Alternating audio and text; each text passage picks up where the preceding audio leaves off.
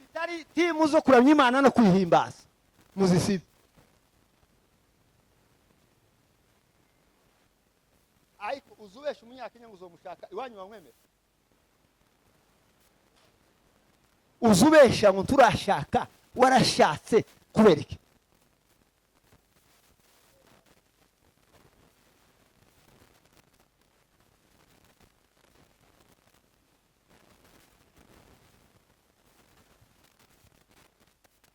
Impeti kome, Bwana sifiwe. Pingo kubwa sana ni pingo ya maisha ndani ya roho. Siyo ambayo mnavaa. Impeti kome siriya twambara hariya ku maboko. Impeti kome ibi ndani mu mutima w'umuntu.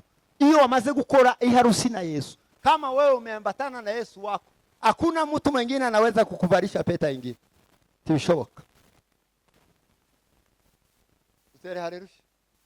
Ariko iyi message tuzamura ibiganza. Uzawibwira abantu nguru umusiri bate. Ufite aba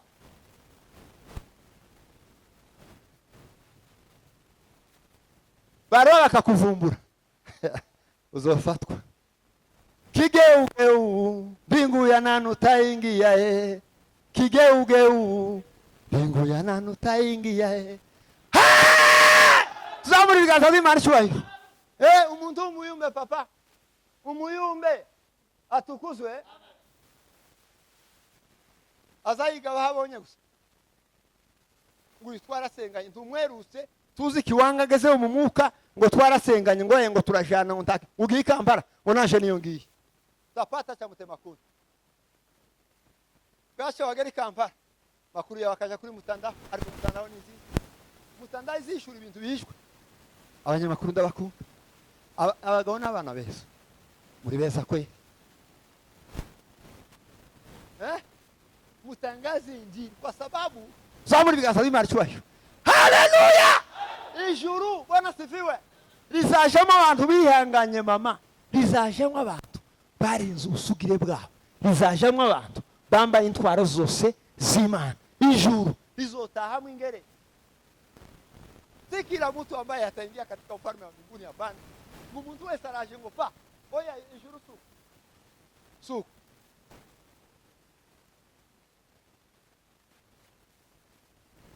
Bali makapi yote yatatupa motoni. Rafiki utakuwa wapi? Mahubiri na nyimbo wa Mungu uliyelikataa neno zuri la Mungu, utakaa wapi milele? Atakusanya ngano kwa furaha ghalani. Bali makapi yote yatatupa motoni. Rafiki utakuwa wapi? Tuzamura Imana cyubahiro. Bangubwira kumugaragaro bizohaja byose. Ibyaha bya weekend nizo ku cyumweru, nizo ku wa mbere, nizo mu kwa gatandatu, nizo mu kwa cyenda, nizo wakoze umwaka ushize. Bazabishira mu gatabaka kamwe. Nibarangiza nushika. Nitaingia lango lake na sifa moyoni. Nitaingia kwa shangwe kuu. Nitasema ni siku njema Bwana amefanya. Nitafurahi kufika. Ahimbazwe Yesu. Zamuri Imana cyubahiro. Nitaingia lango lake na sifa moyoni. Nitaingia kwa shangwe kuu. Nitasema ni siku njema Bwana ameifanya. Nitafurahi kufika mbinguni. Nitaingia lango lake. Nitaingia kwa shangwe. Nitasema siku njema Bwana ameifanya. nitafurahi kufika mbinguni. Nitaingia lango lake la sifa moyoni, nitaingia kwa shangwe kuu, nitasema ni siku njema Bwana ameifanya, nitafurahi. Zamurishwe Imana we, ahimbazwe Yesu. Ariko Yesu nasi bitangaza bizo, nitaingia lango lake la sifa moyoni, nitaingia kwa shangwe, nitasema ni siku njema Bwana ameifanya, nitafurahi kufika. Zamurishwe Imana, ahimbazwe Yesu. Kuna wale watamfurahia Mungu, lakini kuna wale pia wataogopa, ngo bazatinya kureba mu maso yiwe, bazatinya guhinguka imbere, bazahinduka ubwoba gusa, mazimi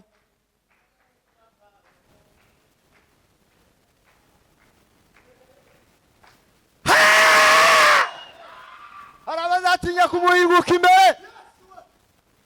Hari abagore bataramiye Imana bazamuseruka imbere gutya, yamavuga ngo nukuri uyu mugore tigeze yiyandurisha ibishose, uyu muda.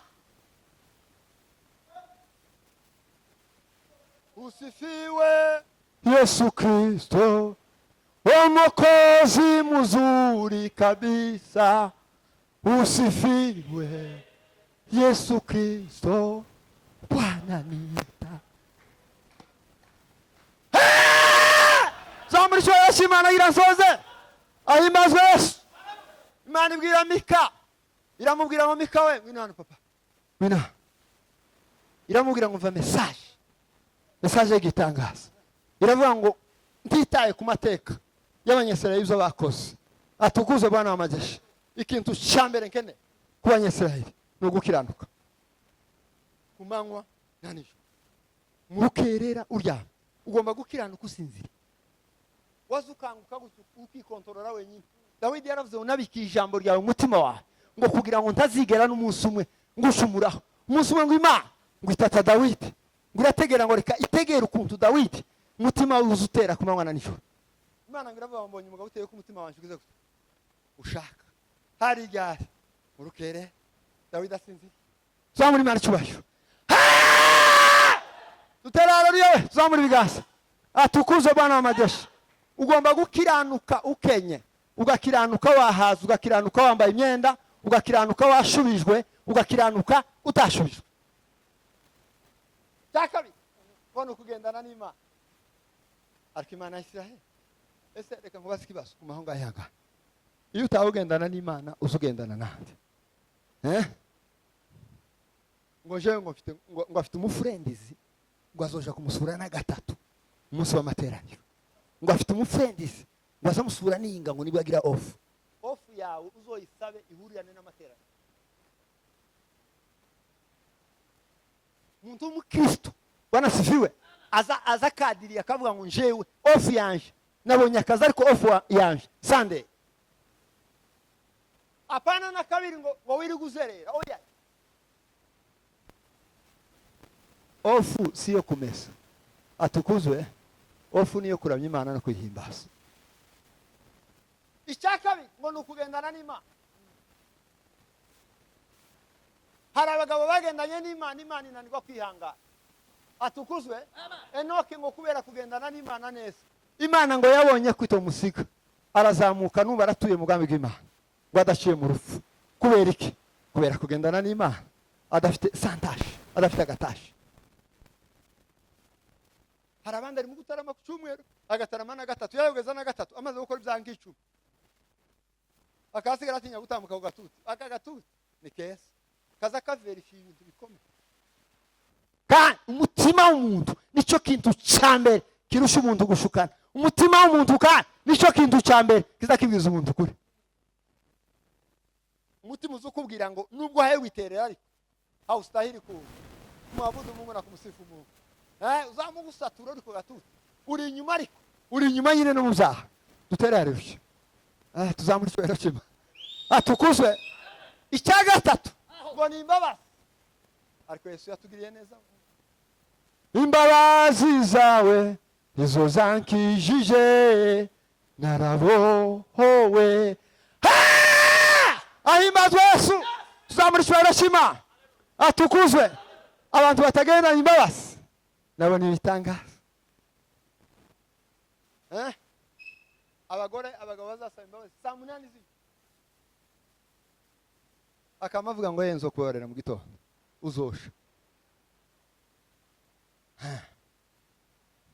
cyangwa ngo nzo kubabarira ngo nkingarishi iyi ngarishi izo si imbabazi atukuzwe kinama abageni bagishaka Biblia inasema ya kwamba mume ni kichwa cha nyumba na inamaanisha ya kwamba Yesu Kristo tuzamuri biganza by'imashwahiro atukuzwe umugabo buriya Imana yaguhaye kuriya sana kuriya mezi arahaga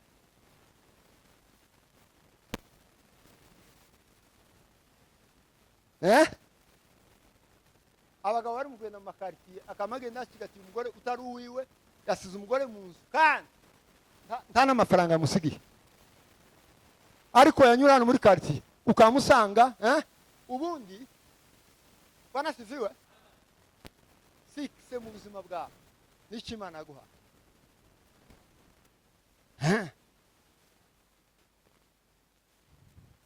ese ubundi ufata umugore w'abandi gute ufite uwawe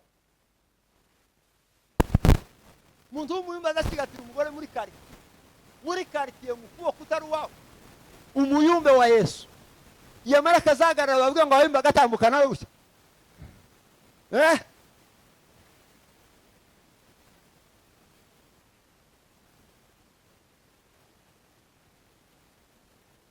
ugomba gukizwa wanasifiwe ingingo zose zigakizwa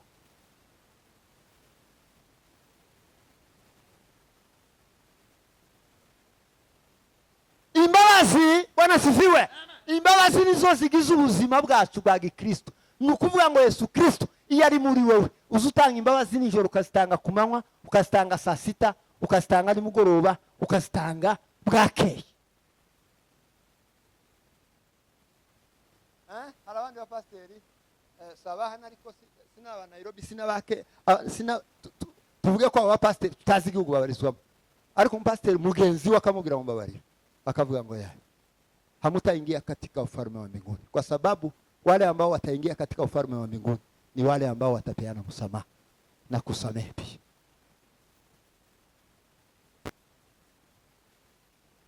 Ubundi urugo bubakwa na sorry gito wakinama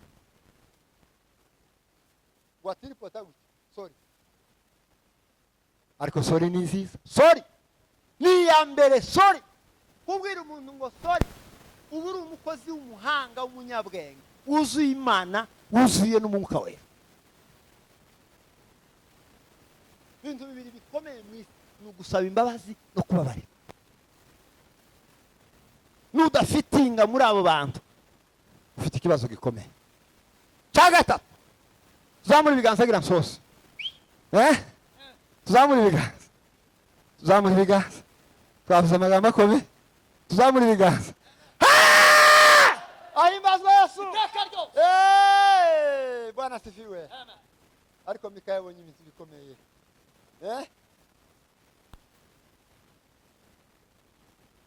gukiranuka kugendana n'Imana imbabazi ariko kandi guciye bugufi abayumbe Bwana asifiwe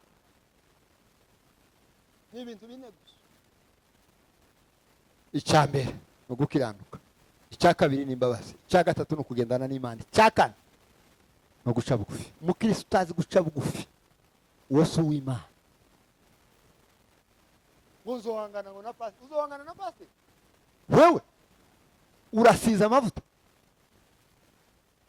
Dawidi yababariye Sauli yagezayirwa muhiga kamushi amacumi ibihumbi n'ibihumbi ariko umunsi amuseruka kubera ko Dawidi yari yuzuye Imana aramubwira ngo unasamehewe, ndakubabariye.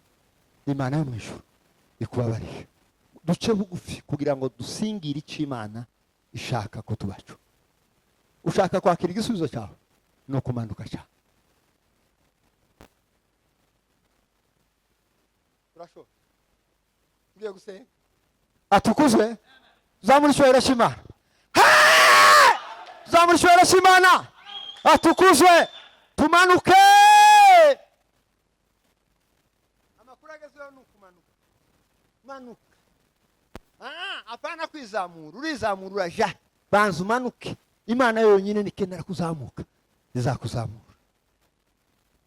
Icyo gihe abantu bari mu kwicara akagenda kegera revera ngo kuga ngo igihe cyo gusengerwa cyarageze. Ngo none ga musengera. Umva ngubwira ayo mavuta nayo muri Naiva. Niba yagusiga na yakwikimati na Naiva. Saya Yesu. Amavuta ya Yesu azagenda guhiga. Aho nyuze hose. Aho nyuze hose. Azagenda guhiga. Ka! Hayo nuko ubona yagusiga udafite ayandi Yesu yagusiga. Ariya ni yasho kumwe na ya.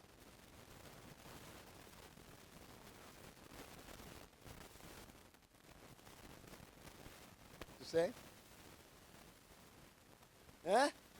Dusenge? Atukuzwe? Tugiye gusenga?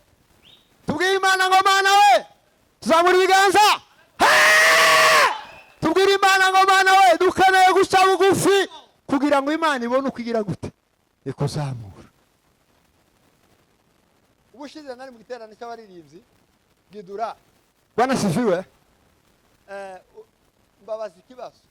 Bamambwira ngo hari umustanga amatangazo ntacyo ashinzwe. Ariko akamatanga kitangazo cyo gusibza repetition.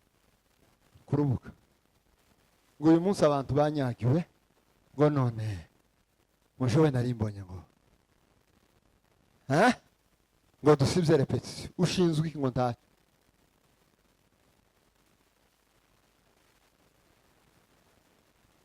Abandi bageze ku rwego rwo gusibza amateraniro.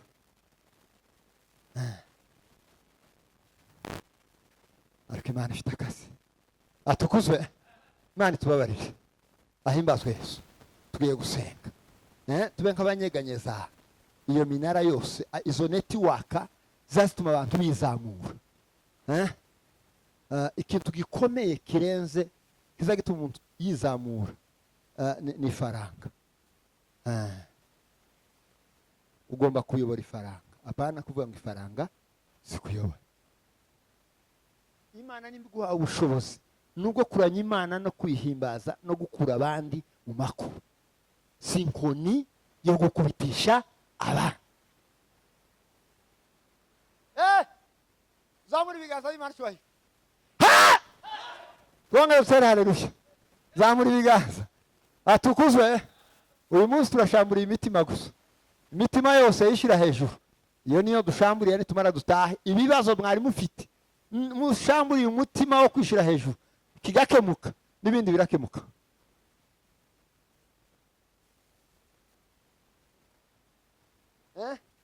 Muri mukoni inzego dufite mu kiyumba kitangaza. Umwe akamayita ngo ni coordinator, undi akiyita president, undi akiyita vice, ndetse unyine bageze ku rwego rwo kugira ngo deuxième vice. Hari n'aba president ngo b'amaserire n'abandi ngo bashinzwe amakaritiye n'abandi.